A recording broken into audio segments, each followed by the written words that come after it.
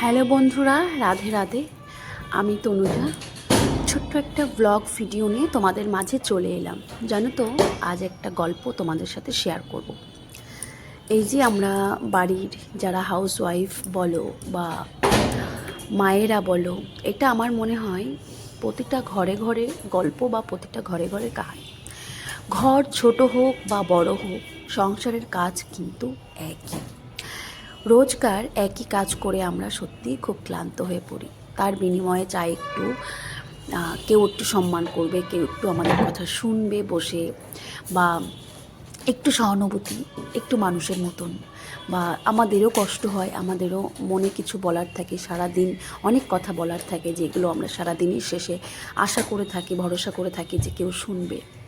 জানো তো, সংসার তো করতেই হবে, ছেলে মেয়ে মানুষ করতেই হবে, এটা আমাদের দায়িত্ব, কর্তব্য। আমরা সকাল থেকে নিয়ে রাত অবধি কী করি কী না করি প্রতিটা হাউসওয়াইফ জানে।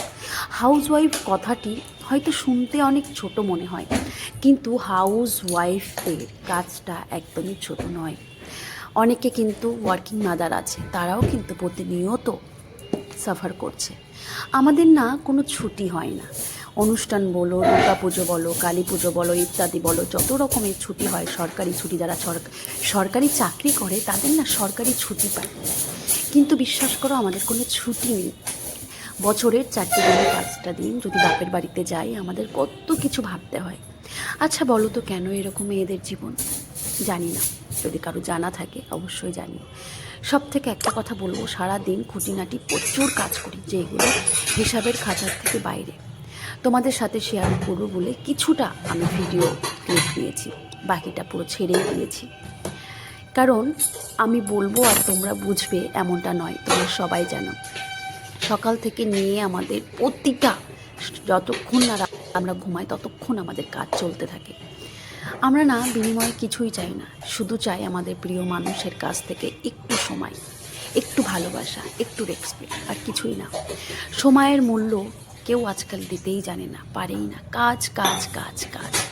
কিন্তু আমার মনে হয় কাজের ফাঁকে প্রিয় মানুষটার খোঁজখবর রাখা অবশ্যই চাই। প্রতিটা মানুষের কর্মস্থল আলাদা, প্রতিটা মানুষের কর্মের জায়গা, সময় সবই আলাদা। আমার মনে হয় সব কাজের ফাঁকে যদি একবার বলা হয়, কী করছো, খেয়েছো, ঠিক আছে, এই কয়েকটা কথাতে ওষুধের মতন কাজ করে। জানি না ভুল বললাম কি না, তবে আরও অনেক কিছু শেয়ার করার আছে তোমাদের সাথে, আরও অনেক গল্প বাকি আছে। তোমরা সবাই ভালো থেকো, সুস্থ থেকো। আমি ভিডিওটা আর বেশি বড় করছি না। যদি আমার ভিডিও তোমাদের পছন্দ হয়, ভালো লাগে, অবশ্যই ভালোবাসা দিয়ে পাশে থেকো।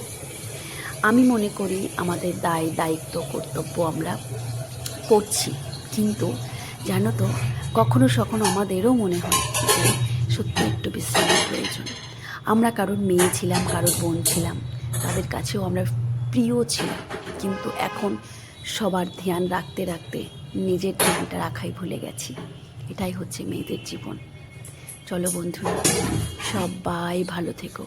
আমার প্রিয় বন্ধুরা, অবশ্যই নিজেকে ভালো রেখো, সুস্থ রেখো সবাইকে। কারণ তুমি ভালো থাকলে তুমি সবাইকে ধ্যান দিতে পারবে, ভালো রাখতে পারবে, তোমার সংসারকে তুমি গুছিয়ে করতে পারবে।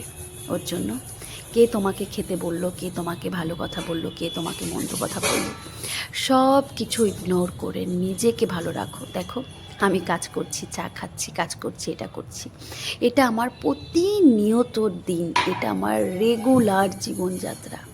শুধুমাত্র তোমাদের সাথে একটু শেয়ার করব বলে আমি একটু ভিডিও ক্লিপ নিয়েছি।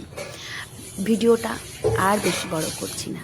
তোমরা পাশে থেকো, অবশ্যই পাশে থেকো, অনেক ভালোবাসা দিও। তোমাদের ভালোবাসা, তোমাদের ভালো কমেন্টের উপরে আমি কিন্তু কাজ করতে বা কোনো ভালো ভিডিও করতে সাহস পাই। তোমাদের অনুপ্রেরণা, তোমাদের ভালোবাসা, তোমাদের আশীর্বাদে কিন্তু আজ আমি একটু একটু করে এই জায়গাটায় এসেছি। আশা করি তোমরা সবাই আমার পাশে থাকবে, সবাই আমাকে ভালোবাসা দেবে। চলো, টাটা সবাইকে।